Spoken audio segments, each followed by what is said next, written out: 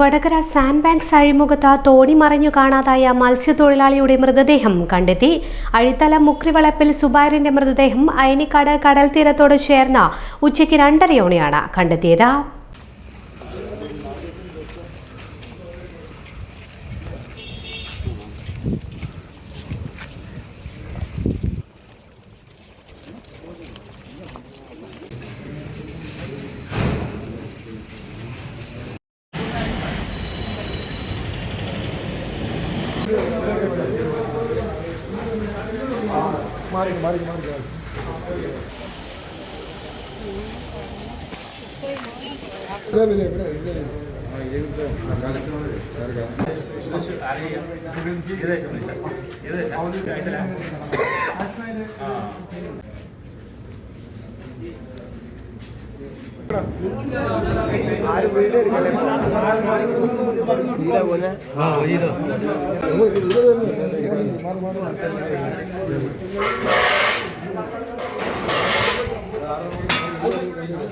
പുറത്തെടുത്ത മൃതദേഹം വടകര ഗവൺമെന്റ് ജില്ലാ ആശുപത്രി മോർച്ചറിയിലേക്ക് മാറ്റി.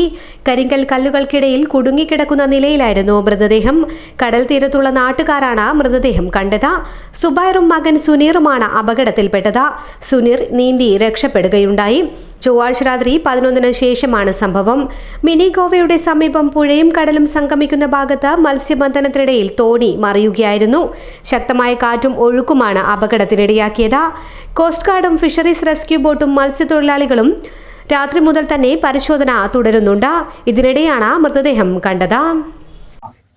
അയനിക്കാട് ചേട്ടന്മാർ പിടിക്കുന്ന സ്ഥലത്തു നിന്നാണ് ബോഡി എടുക്കുന്നത്. കല്ലിൻ്റെ ഇടയിൽ തന്നെയുള്ളത്. ആ ബോഡി തന്നെ എടുത്തിട്ട് പരിപ്പുസ വേദന മുന്നേ തന്നെ നമ്മൾ ആ ബോഡി ആംബുലൻസ് കയറ്റി. ഏകദേശം ഒരു മണിക്കൂർ 3/4 മണിക്കൂറിന് മേലെ ആയിട്ടുണ്ട്. അത് അവിടെ നിന്നൊരു വല വീയാൻ പോയ ചങ്ങായി കണ്ടതാണ്. അങ്ങനെയാണ് നമ്മൾ അറിയുന്നത്. നമ്മളവിടെ എത്തി അങ്ങനെ തന്നെ നമ്മൾ ആ ബോഡി എടുക്കാൻ വേണ്ടി നിന്നതാണ്. അപ്പോൾ ഫയർഫോഴ്സ് പറ്റിയെന്ന് പറഞ്ഞാൽ അവിടെ നിന്ന് ഫയർഫോഴ്സ് നമ്മൾ ഇത് കൊടുത്തിട്ടില്ല. നമ്മുടെ നാട്ടിൽ നിന്ന് റെസ്ക്യൂ ടീമും നമ്മളും കൂടി ആ ബോഡി എടുത്തു.